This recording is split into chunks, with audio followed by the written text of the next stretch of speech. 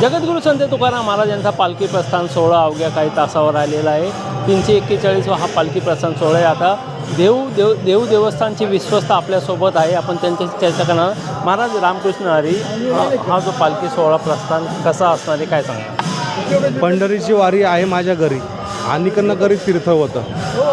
आज दुपारी 2 वाजता देहू येथे या देऊळवाड्यातून युवराज संभाजी राजे छत्रपती कोल्हापूर सपत्नीक यांच्या हस्ते पालखी प्रस्थान होणार आहे. या पालखी प्रस्थानासाठी महाराष्ट्र राज्याच्या उपमुख्यमंत्री माननीय नामदार सुनेत्रावहिनी पवार यांच्या प्रमुख उपस्थितीमध्ये हा सोहळा पार पडणार आहे.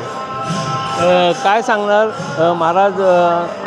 आपलं पहिलंच वर्ष अध्यक्षपदाचं, दुसरं वर्ष. हां, हे दुसरं वर्ष आपलं अध्यक्ष. कसं आहे, कारण यंदाच्या पावसाने थोडी वारकऱ्यांमध्ये नाराजी आहे. हो, यंदाच्या पावसामुळं वारकऱ्यांचं थोडासा आता देहूत येण्याचा ओघ जो आहे तो थांबलेला आहे.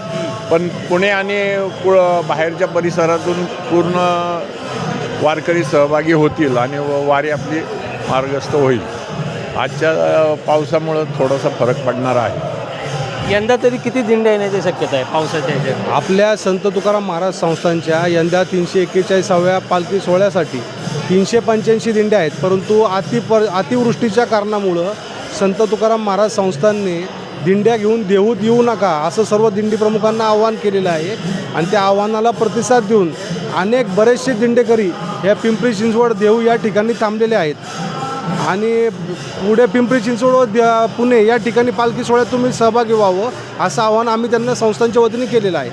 काय सांगणार महाराज, ह्या पालखी सोहळ्याची किती दिवसापासून तुमची तयारी सुरू होती?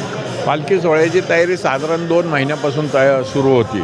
20 सोहळा संपल्यानंतर दुसऱ्या दिवशी पालखी सोहळ्यातल्या सर्व दिंडीवाल्यांची आपण मिटिंग घेतो, त्यांच्या अडीअडचणी जाणून घेतो आणि त्या सोडवण्याचा आपला प्रयत्न होतो. आणि शासनाकडे शासन दरबारी आपल्या विविध प्रकारच्या ज्या अडचणी असतात त्या कलेक्टर साहेबांच्या माध्यमातून किंवा मुख्यमंत्री मिटिंग बोलावतात त्या माध्यमातून आपण त्या समस्या मांडून सोडून घेण्याचा प्रयत्न केला जातो, जेणेकरून वारकऱ्यांना संपूर्ण ठिकाणी सुविधा मिळण्याचं हे व्हावे. यंदा काय साकडं घालणार आहे तुम्ही पांडुरंगाला पंढरपूरला गेल्यावर? शेवटी देवाला काळजी असते, पांडुरंगाला काळजी असते त्याच्या वारकऱ्यांची, भक्तांची.